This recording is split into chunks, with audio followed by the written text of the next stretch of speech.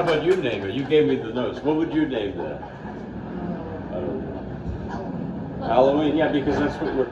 And speaking of Halloween, which is over now, I'm happy it is, but my toddlers are not.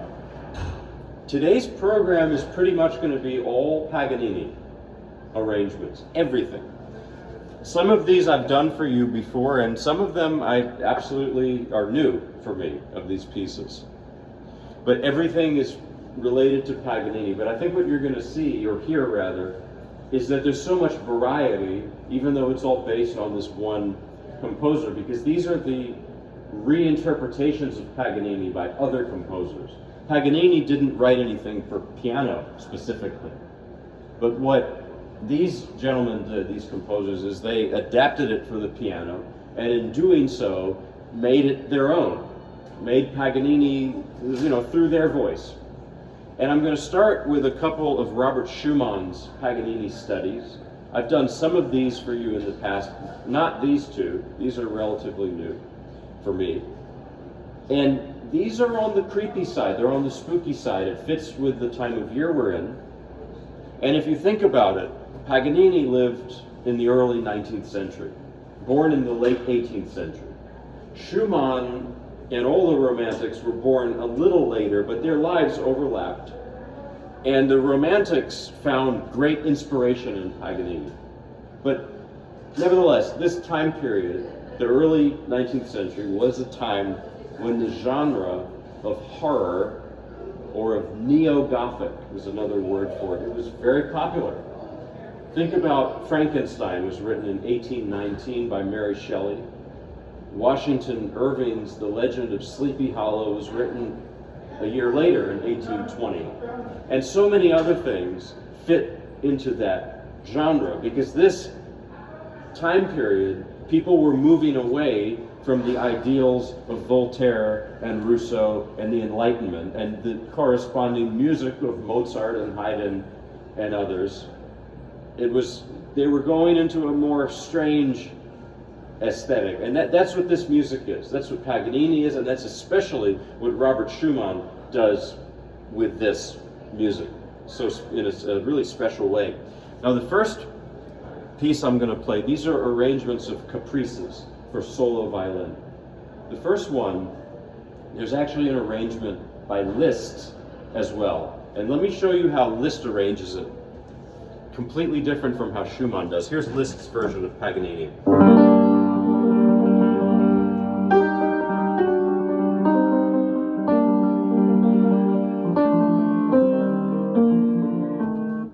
Schumann, same piece, but here's how Schumann does it.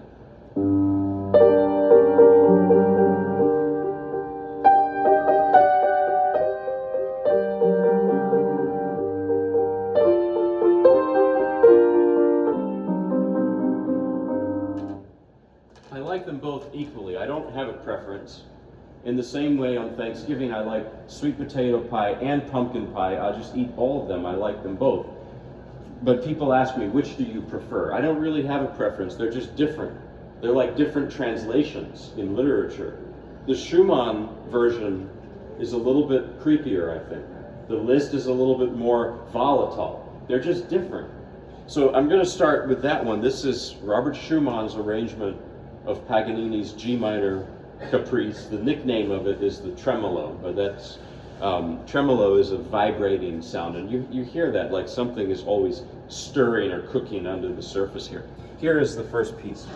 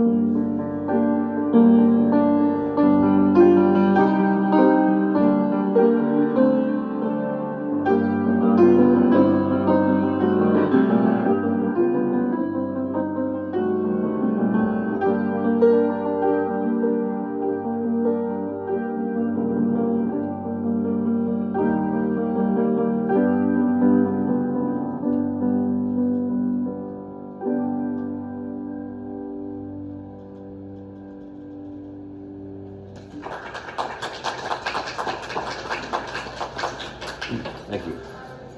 So now I'm going to play another one, and it's much more extroverted, this one. Also Paganini, arranged by Schumann. And this brings up something about Schumann himself. You know, any arrangement is going to be partially the character of the original piece and partially the character of the arranger.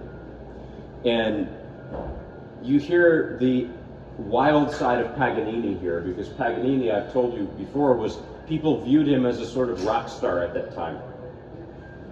Schumann had a very difficult life and struggled with bipolar disorder throughout his life. And he actually ascribed literary characters to the two sides of his personality. So to his manic side, he named it Florestan, over the top, lots of energy, extroverted. And then to the depressive side of his personality, he gave the name Eusebius. And this piece I'm going to play now is most definitely Florestan, the first one. When I was growing up, I would play often for my grandmother, who was a big music lover. And I remember once I played one of the more extroverted pieces of Schumann for her, and she said, "He's all over the place." And that's this piece as well. Very well put. Here it is.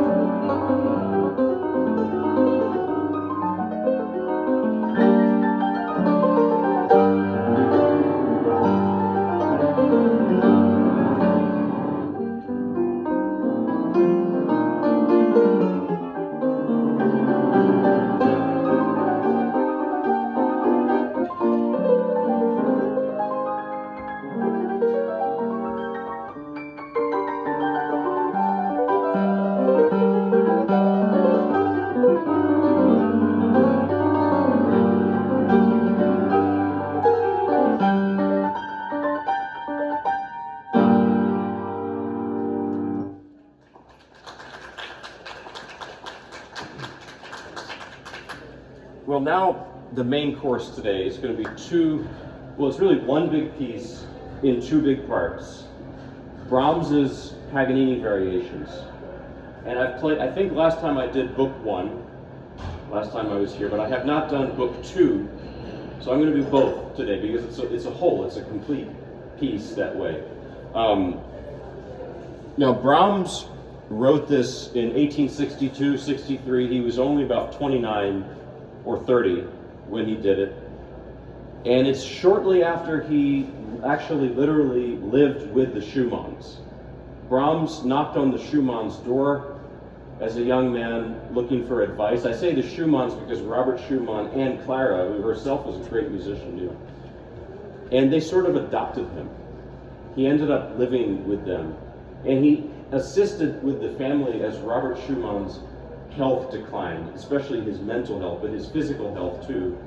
Robert Schumann sadly ended up in an asylum and died quite young. It's a real tragedy.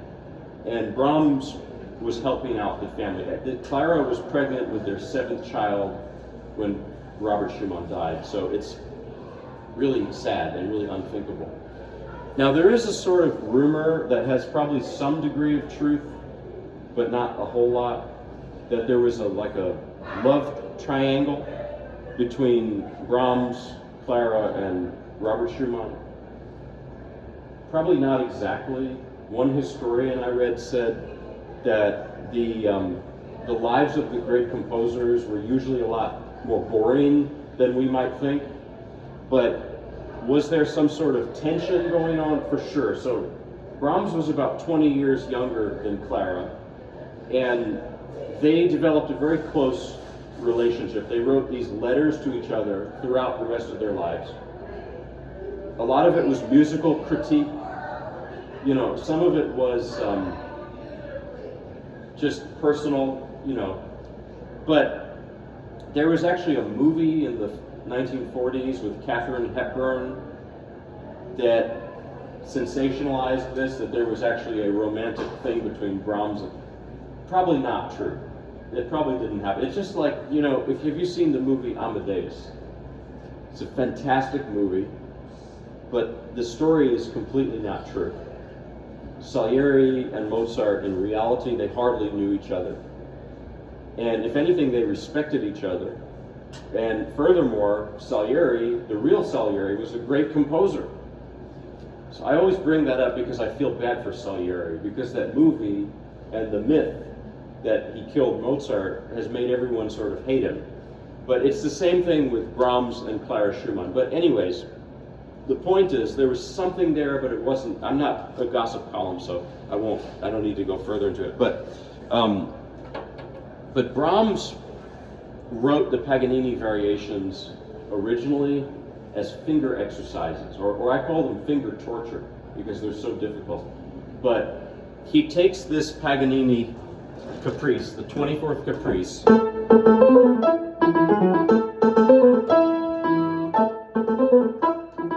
which is a very famous theme. And this is not an arrangement like the other two I just played, because he starts with that, and then he does these variations on that, and he takes it so far away from the original Paganini that you can't call it an arrangement anymore. It's a rethinking of it. And Brahms, I said he wrote them as exercises originally, and then he decided that he liked them musically. So he turned it into this piece, this set of variations. Listen to the quiet parts. There's not a lot of them in book 1, at least. But it's in the quiet parts you can hear Brahms's melancholy, his loneliness. He was a loner most of his life. And there's another thing, that Brahms was a paradox. On the one hand, he was an ultra-serious composer in the footsteps of Beethoven, he said. He was from Hamburg, which is in the far north of Germany. It almost has like a Scandinavian climate there. So there's this seriousness to it, but there's also a whimsical side to Brahms. He lived in Vienna and befriended Hungarian gypsy musicians, and there's a lot of that flavor of that music in there. So why would Brahms write something like this?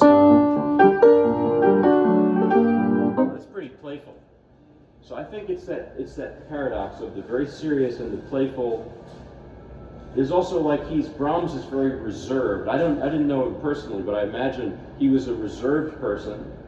And I actually read he could be very difficult and rude.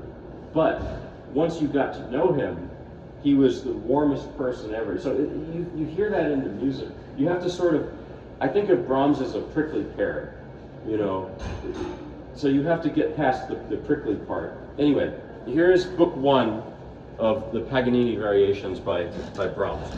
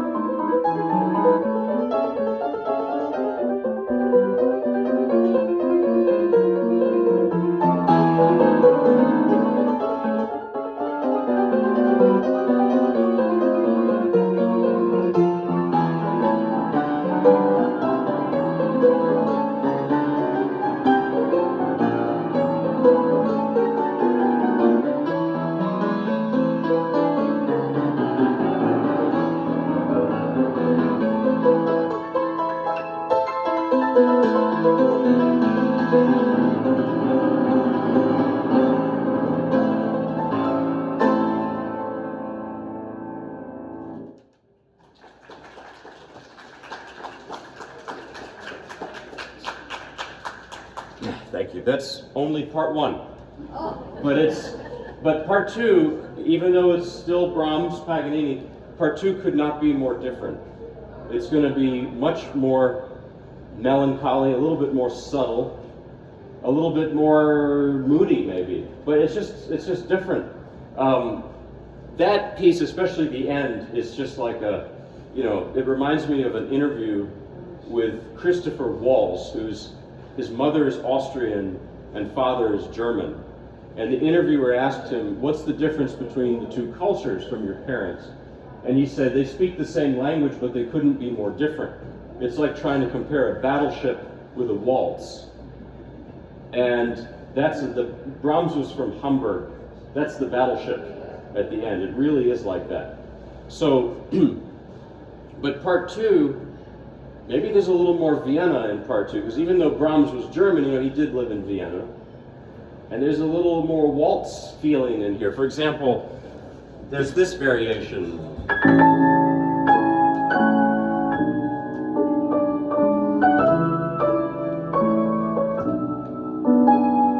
mean, that's almost like the famous Brahms lullaby. It's a little bit like that. By the way, the real name of that is Wiegenlied, which is more just German. It's cradle song, What else about this? There's also a little bit more of that whimsical flair in book two. You have things like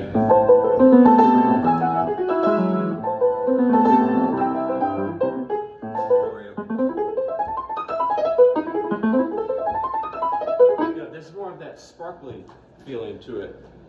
There's one variation that reminds me of, Leon Russell? Sounds like that.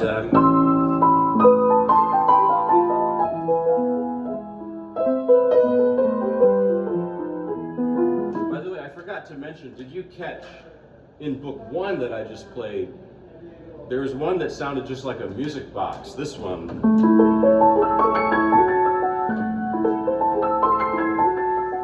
It's like one of those music boxes. So even though these are large pieces, they're comprised of very short variations. And each one has such a different character that you can almost hear this as a series of very short vignettes strung together. So here's book 2. It's the same, based on the same Paganini theme. So you're going to hear the theme again, which is. But then he's going to go in a very different direction with it in book 2. So here's the second part. This is much newer to me, so good luck to me, please. Yeah.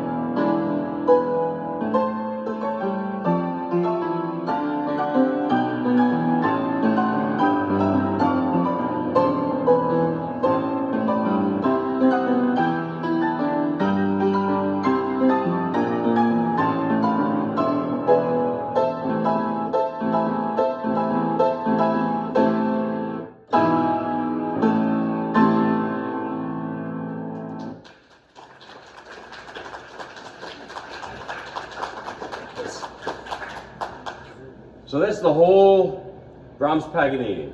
And I want to play you a very short, I've done this maybe once before here, a short excerpt of Rachmaninoff's Paganini Rhapsody, based on the same theme, but this is the 18th variation only. What Rachmaninoff does in this piece, in this variation, he turns that idea upside down. If you take the sheet music for, and you flip it upside down, you get this.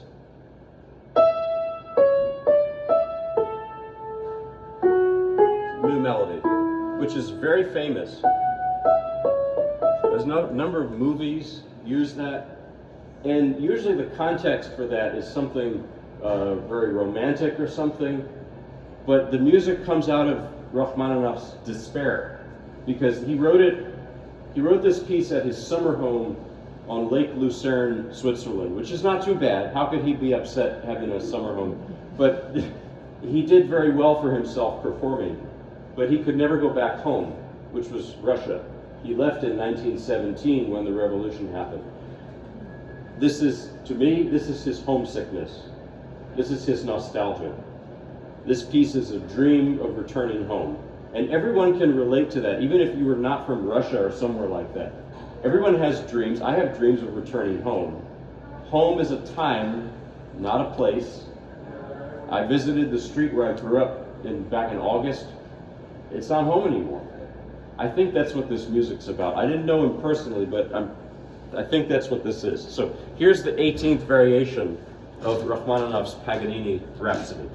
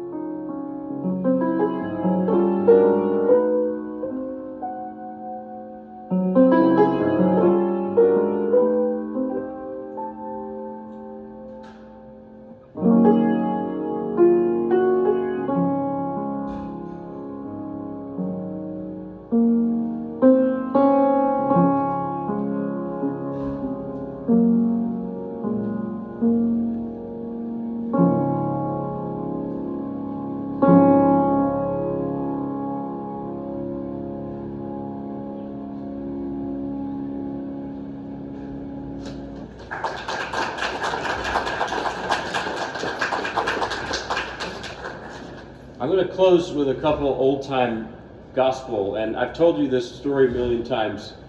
Why do I do gospel and classical music? Why is that the two? They're so different, although they're really not that different if you think about it.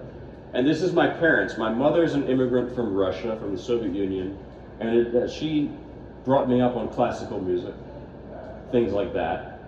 And then my father is also an immigrant from the southern part of Virginia. And so that's where my love of gospel comes from. And here's a gospel tune. It's not even totally gospel, it's also blues, it's also folk. And it's one of those things, it's not even clear who wrote it or if one person did write it, maybe not. And you've probably heard it before. It's called Will the Circle Be Unbroken? And I'm going to do a little something with it.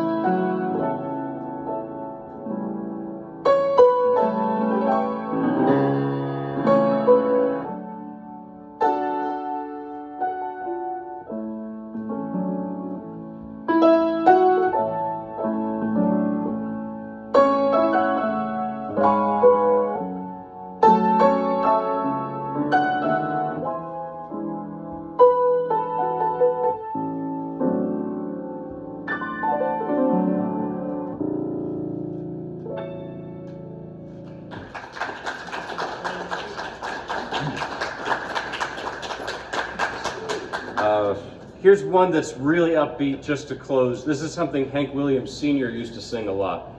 Lord, build me a cabin in the corner of Glory Land. For such a long title, it's a pretty short song.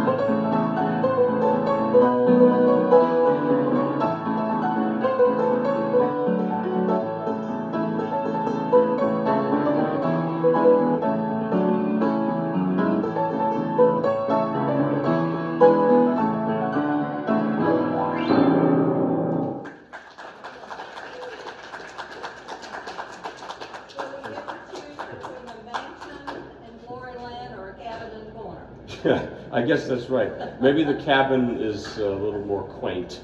I don't know. But there's all options depending on the song. So thank you all very much. We went from Paganini to this to that to a lot of different things. Oh yes, please. Yeah. This is just personal. Is your wife also a musician? Yes. Yeah. Do you see your toddlers being interested in music? Yes, they're interested, but it would be nice if they played something other than piano.